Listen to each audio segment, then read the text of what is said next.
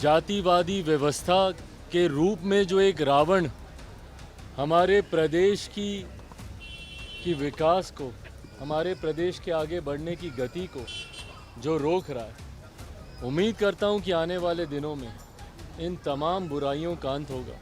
और मैं पुनः दावे के साथ मैं कहता रहा हूं, मैं पुनः दोहराता हूं, मैं नहीं मानता कि ये गठबंधन चुनाव आते आते तक टिकेगा।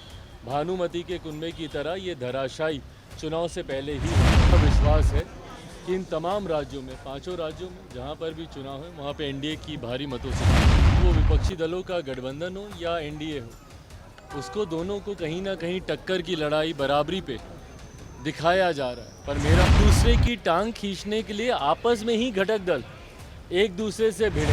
इतिहास गवाह रहा है कि ऐसा कोई भी प्रयास आज तक सफल नहीं हुआ। 2024 चुनाव से पहले इंडिया गठबंधन हो या एनडीए गठबंधन अपने अपने मजबूती प्रदान करने में लगी है। हालांकि चिराग पासवान जो कि एनडीए के घटक दल के नेता हैं, उन्होंने बड़ा दावा किया है इंडिया अलायंस को लेकर।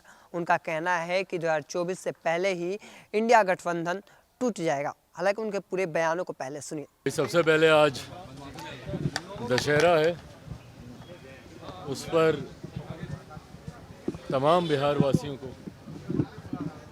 दशहरे की हार्दिक शुभकामनाएं, बधाई। और जिस तरीके से दशहरा बुराई पर अच्छाई की जीत का प्रतीक है, उसी तरीके से उम्मीद करता हूं, विश्वास करता हूं कि बिहार से जितनी बुराइयां हैं, खास तौर पर सामाजिक तौर पर जो कुरीतियां हम लोग देखते हैं, जातिवादी व्यवस्था के रूप में जो एक रावण हमारे प्रदेश की विकास को, हमारे प्रदेश के आगे बढ़ने की गति को जो रोक रहा है, उम्मीद करता हूं कि आने वाले दिनों में इन तमाम बुराइयों का अंत होगा। अपराध जिस तरीके से चरम सीमा पर बढ़ रहा है, उसका अंत होगा। और बिहार में आने वाले दिनों में यकीनन विकास के दिए, तरक्की के दिए और खुशहाली के दिए बिहार में जलेंगे, ये कामना करता हूँ।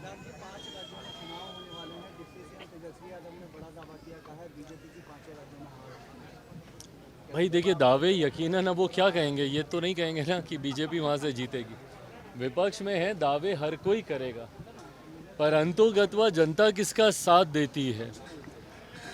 यकीनन कई राज्यों में परिस्थितियां दोनों के पक्ष में जिस तरीके से सर्वे दिखा रहे हैं, दोनों को, भले वो विपक्षी दलों का गठबंधन हो या एनडीए हो, उसको दोनों को कहीं ना कहीं टक्कर की लड़ाई बराबरी पे दिखाया जा रहा है। पर मेरा विश्वास है कि इन तमाम राज्यों में, 5 राज्यों में जहाँ पर भी चुनाव है, वहाँ पे एनडीए की भारी मतों से जीत होगी। भाई ये व्यक्तिगत महत्वाकांक्षाओं के लिए बना हुआ ये गठबंधन है, इसमें कोई भी एक दूसरे का भला नहीं सोचेगा।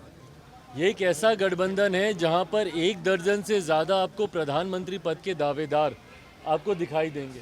तो ऐसे में कोई भी नहीं चाहेगा कि कोई दूसरा घटक दल इस गठबंधन में आगे बढ़े। एक दूसरे की टांग खींचने के लिए आपस में ही घटक दल एक दूसरे से भिड़ेंगे, जिसका ताज़ा उदाहरण हम लोगों ने मध्य प्रदेश में हम लोगों ने देखा। मात्र 1-2 सीट के पीछे जिस तरीके से कांग्रेस ने उत्तर प्रदेश के पूर्व मुख्यमंत्री अखिलेश जी को जिस तरीके से नीचा दिखाने का प्रयास किया, अरे छोड़ो अखिलेश को जिस तरीके से शब्दों का इस्तेमाल किया गया, ये दर्शाता है कि वहाँ पे वर्चस्व की लड़ाई है। हर घटक दल उस गठबंधन में एक दूसरे के सर पर पांव रखकर आगे बढ़ने का प्रयास कर। और ये तो अभी सिर्फ मात्र विधानसभा के चुनाव है भाई, जब लोकसभा का चुनाव आएगा, सोचिए जहाँ राज्यों में गठबंधन नहीं बन रहा है, वहाँ ये लोग राष्ट्रीय स्तर पर गठबंधन बनाने का ये प्रयास कर रहे हैं। और ये प्रयास आज से नहीं, 2014 से चल रहा है।